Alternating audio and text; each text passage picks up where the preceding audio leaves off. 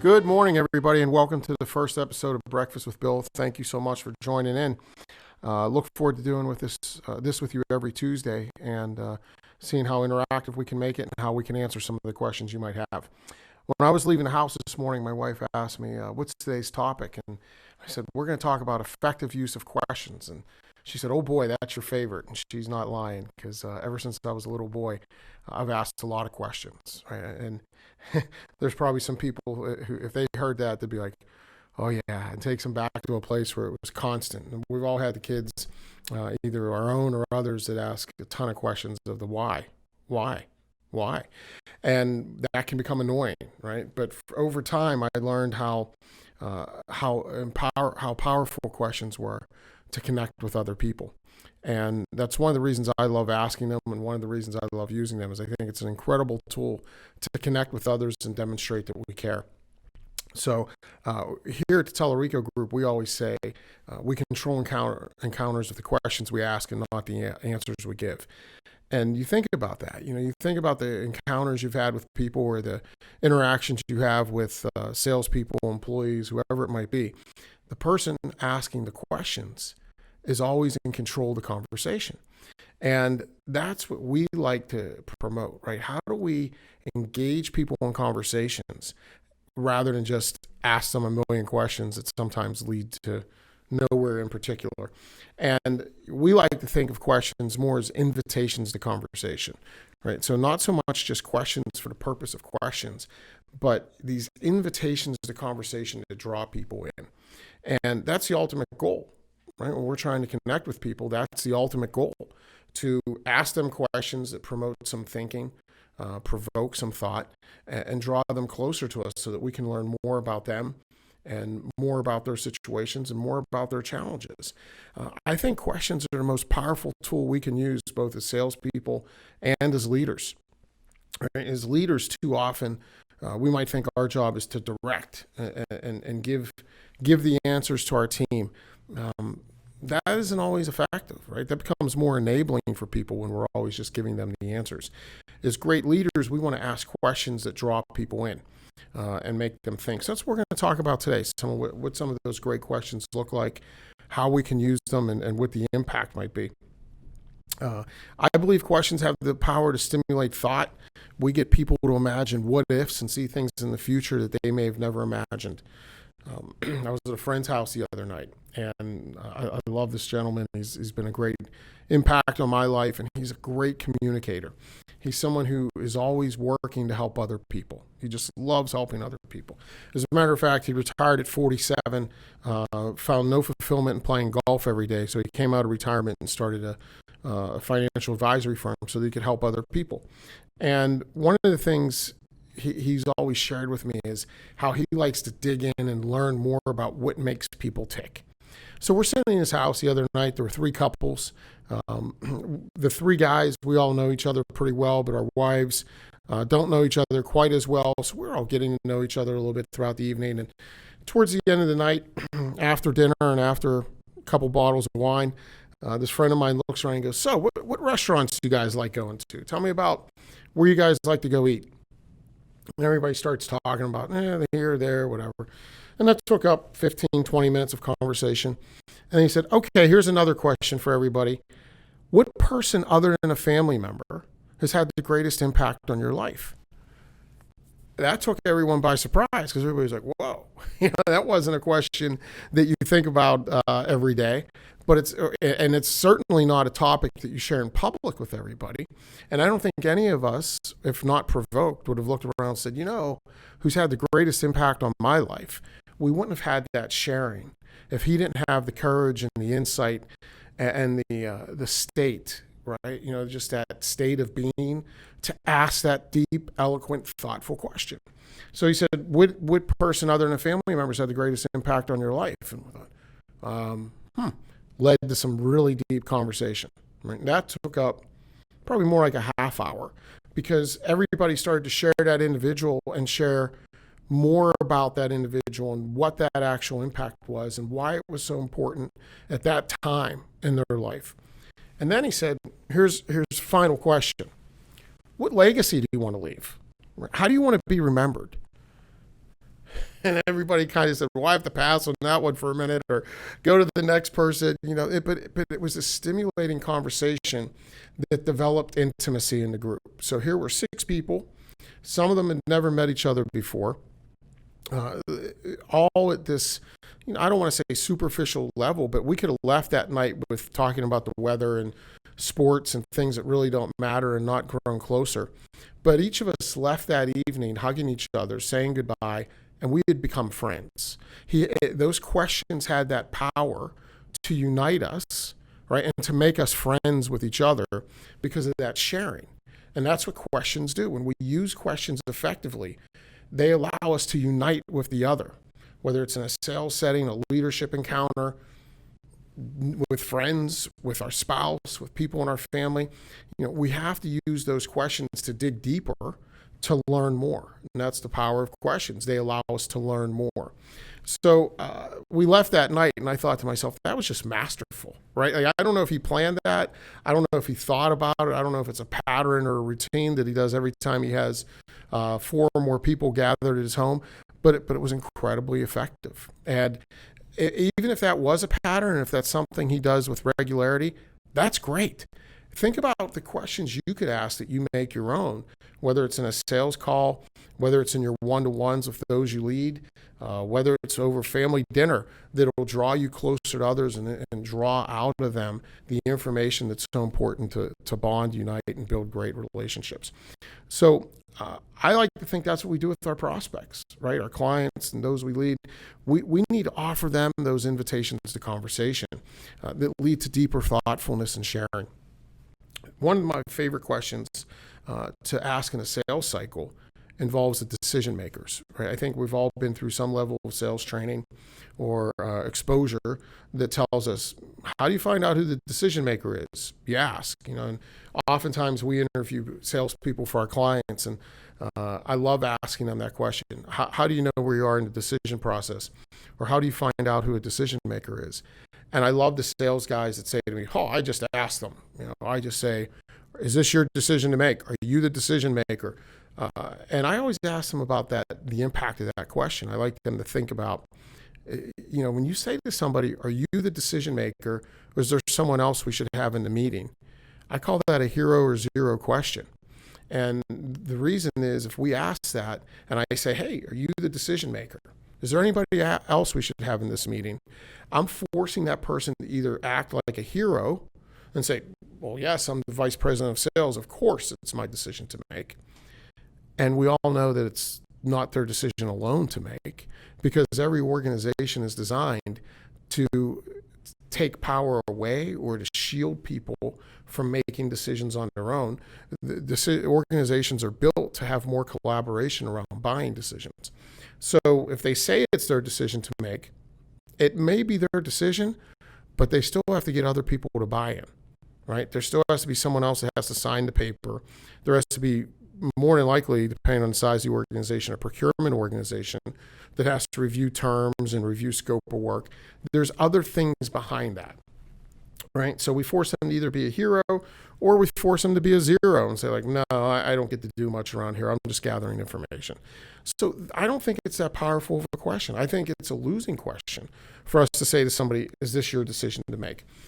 What I care much more about is the decision process, right? And that's what we always work with our clients on, is finding out the decision process and worrying about the decision process and how we navigate it versus who's the decision maker.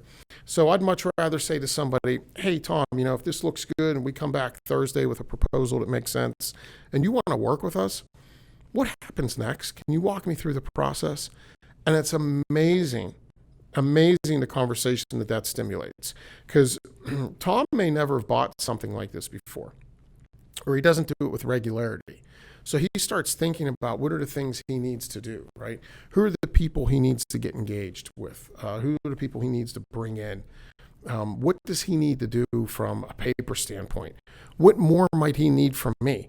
And I'd rather know it then than keep going back and forth and having Tom go quiet on me. Because when Tom shares with me whatever that process looks like, I can start planning with him our approach. And if he tells me that, I need to get Larry involved, Great. Who's Larry? Larry's our CFO, and he's going to have questions about payment terms and blah, blah, blah, blah, blah. Okay, what should I put together for you for that conversation with Larry? And he's going to say, well, and then I need to get Sally involved, and Sally's in charge of procurement, and she's going to want to make sure that you have a scope of work that makes sense and we're hitting them. Great. What should I get for Sally?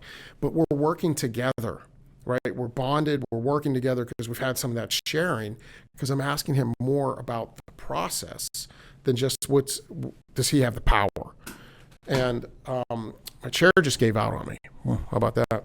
So remember, we want to ask more about the invitation to conversation around the process than we do just about the decision maker.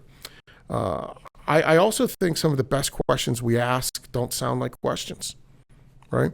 The what's and the how many and all that. Those are the questions that, we've all heard the difference about closed-ended questions and open-ended questions. But when we're asking too many closed-ended questions, we get those one-word answers, or we get the short snippet answers. And those are the conversations that sound more like interrogations.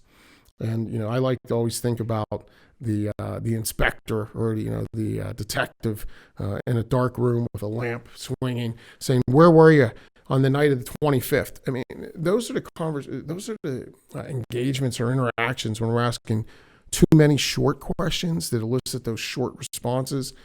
Those are painful for people. Those are the ones that aren't value add.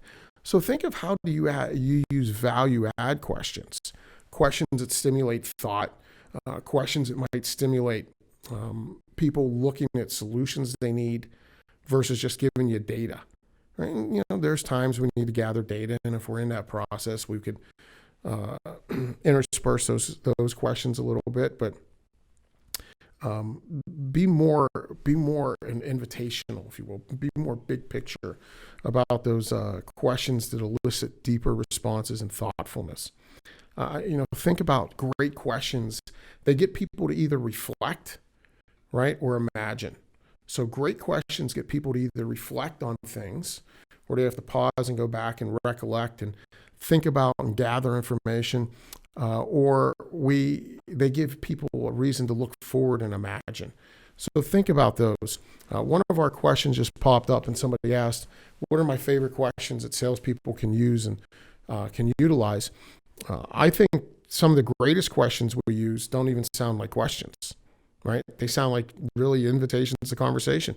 They are, tell me about, walk me through, and help me understand. Right. So, you think about how many times we can, and dot, dot, dot at the end of each of those. But you think about how you effectively use, tell me about, right? Tell me about what's going on. Tell me about what the year looks like for you guys. Tell me about how you guys are, how you're dealing with COVID, whatever, right? Tell me about how COVID's impacted your revenue. Tell me about what your salespeople are looking to do right now. Tell me about. And put something meaningful behind that stimulates longer responses, that stimulates thoughtfulness, that really gets people to open up and share with you so you can start to bond and connect with them. Walk me through, right? Walk me through some of your current challenges. Walk me through some of the programs you have in place. Walk me through some of your hopes for 2021. Walk me through your plan for 2021. It's real easy to put something in place that gets people to reflect on where they are or imagine what next year or the future could look like for them. Help me understand. Help me understand the impact of being down 3 salespeople, or help me understand the impact of your revenue being down 15% this year. Help me understand. Right? And then one of my favorite questions to use as a salesperson that I think is rarely used is when somebody's giving us conflicting information, right? So we're in a sales call, we're talking to people, we're having a great discussion, but sometimes they go back and forth, right? So we find these situations at the end like someone saying, well, I want to do this, but I don't think time's right. I think we should wait till next year. I think we should... And you have this confusion because there's some confusion on their side. Now, there's times that if we get to that point, that's our fault as a salesperson because we haven't done a good enough job building the blocks, right? Building that sequential Yes, we haven't done a great enough job leading them to the natural outcome. But there's times that it's also their own confusion or, whatever. We're all dealing with chaos right now. And sometimes we get into situations where people just, because of timing, they weren't prepared for us or whatever, and they're not sure about what they should do. And they don't give us a clear understanding of what the future looks like. And it's difficult for us to set a clear next step with them. One of the most powerful questions we can ask somebody in that setting, I think, is, what would you do if you were me? And they'll tell you. So if you say to them, what would you do if you were me from here? They might say, well, I keep in touch with us. We don't do that. We wouldn't take that as an answer. But if they offer that, it gives us an opportunity to go down the path. And if somebody says to you, well, just keep in touch with me and reach out every month or so, you have to be bold enough and courageous enough to ask them why. Why, I'm happy to do it, but what do you think is going to change in 30 days? Or instead of just reaching out in 30 days, can we put something on the calendar for us to talk? And when we talk, we can go through blah, blah, blah, right? We can go through either what makes sense in Q1, we can make a determination if we want to move forward together, whatever. But what would you do if you were me? So I think, questions also have the ability to force people to take ownership. So as a leader, some of the most powerful questions you can extend to your people are going to get them to share information with you and ultimately take ownership of a project or a situation. They can be simple questions too if you're a leader, like, what makes sense from here? What do we need to do next? What would you do? What do you need from me? And when should we check in on progress? I think that question about checking in on progress as a leader is very powerful with delegation. Excuse me. Too often when we delegate, we just give away something for people to do, but we don't check in on the progress, and we don't have a clear understanding of what the timeline might be. And then we end up with disappointment. So if I tell somebody, hey, I need this by Friday, and Friday at noon comes and it's not done, I'm disappointed. As a leader, that's on me, because I should have had some checkpoint there with them and say, hey, when should we check in on the progress of this? Evan, it looks like we have some other questions coming in. Can you share those with the audience? Yeah, it looks like we got a question from Fernando Escoval. He said, what about asking him or her about the way he or she makes decisions, or ask for the opportunity to learn from them? Like, how does your whole day look like? Yeah, that's a great question, Fernando. And I think there's a lot of power there, right? When we're going through what that decision process looks like, it's important to not just understand the process in general, but understand the how it impacts them individually, right? So how do they like to make decisions? What type of information do they need from us to get to that decision? How can I help you, right? As you're going through this, what do you need from me? And I think that that's very powerful. And when we connect with people on that level, I love what you say about learning from them, because when we connect with people on that level of that shared intimacy of, not just putting on the veil of arrogance or the veil of I got this and, I'm in control and I'm in charge. But when we have that vulnerability to share open information and the vulnerability to share with others the things that we might be really good at, and the things we're not so great at, it builds that intimacy. And if we can let somebody know, hey, I really learned from you. That's interesting. I've never seen that done before. I'm going to start taking that. I'm going to start using that. It just builds greater intimacy and a bond. So yeah, I love sharing, asking people what their day looks like, when the best time to connect is, how they like us to communicate with them. These are powerful questions that show we care. So when we do ask somebody, say, hey, I know you can be busy. What's the best way for me to share information with you? When I need to connect with you, do you prefer a phone call, an email, a text, telegraph? What do you prefer? And ask them how we can do that and what time of the day is best to hit them and share that information with them. And when we set up our follow-up meetings, is there a particular time of day that's better for you that we can try to set a check-in meeting if we have a project where we're going to be managing with them? So yeah, and the other thing that demonstrates, which I think is very important, very powerful, is that we care about them. right? We put their needs ahead of our own. And, I always have, we've joked around here about writing a book for a long time. And one of the titles of bounced off of some of my colleagues is servant sales. We've all heard about servant leadership, but what about servant sales? And salespeople who put their own needs ahead of everyone else, I don't think they do everything they can do. I don't think they accomplish all they can accomplish. The salespeople that put the others' needs ahead of their own and are willing to service somebody and care for somebody and help somebody, even if they're not buying from them immediately, they're the ones that build incredible careers. So, Fernando, thank you for that question. Great points. All right, so here's a question. I have some questions for you guys. First one is, how are you going to use questions differently today? Think about situations and think about how we communicate and ask yourself some honest questions, right? Go and look in the mirror or go to your journal if you have one. I'm a big fan of journaling.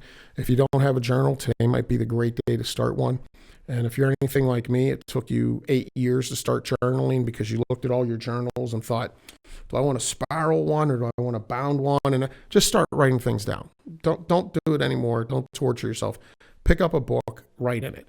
So how are you going to use questions differently today? And ask yourself honestly, is your communication style one that's more of telling, or do you tend to inquire? Right? Are you naturally curious and you like to learn from others and you like to learn about situations?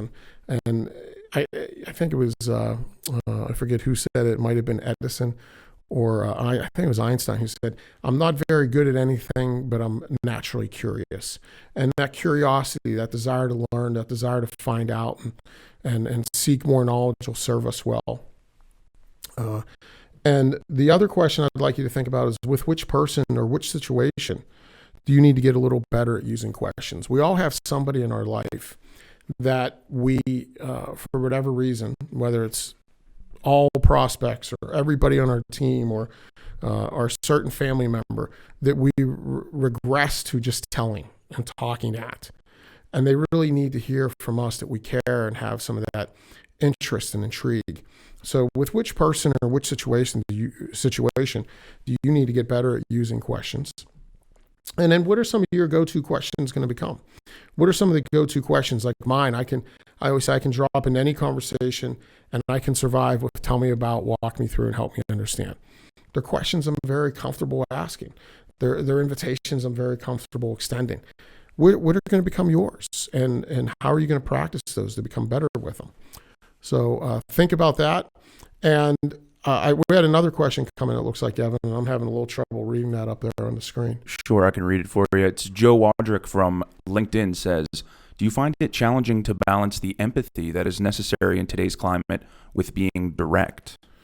Yeah, hey, great question, Joe. Thanks for joining us. I don't know if I find that difficult or not, because I think that's more of a state of who you are. I don't think those times can change us. I think that these difficult times, the chaos that we're living in, that might reveal our character, but the people that are surviving and thriving during these times, the people that are coming out of this stronger, our current situation, our current chaos of COVID, they're the people that came into it strong. The people that came into this struggling and that weren't well balanced as people and weren't well formed as people, they're being revealed. Right. So, I think it's always important to balance empathy with, as you say, directness. We call it accountability. And we like to always say that, as leaders, we're balancing two things, right? Or everything we do as a leader is really focused on two areas. It's either engagement. We're getting our people to buy in and get behind the vision and do the things that they need to do. Engagement. Or we're holding them accountable. So it's engagement, accountability. How do we hold people accountable to do the things they need to do to achieve the things they want to achieve? That's our job as a leader, right? To hold people accountable to doing the things they need to do so that they can achieve the things they wish to achieve. And I think the people that were good at that back in January or last March are finding it pretty successful now. The people that struggled at it last summer are still struggling with it now and being exposed and being revealed. So Well, everyone, thank you so much. We're coming up on about 26 minutes here, and I want to let everybody actually go do some work today.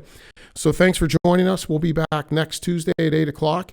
Between now and then, please submit any questions you might have for us on any topic so that we can try to address those for you in next week's show. But just I'm honored and privileged that you guys would find some time to spend with us today to start the day. So everyone, have a great day. God bless, and thanks for your time.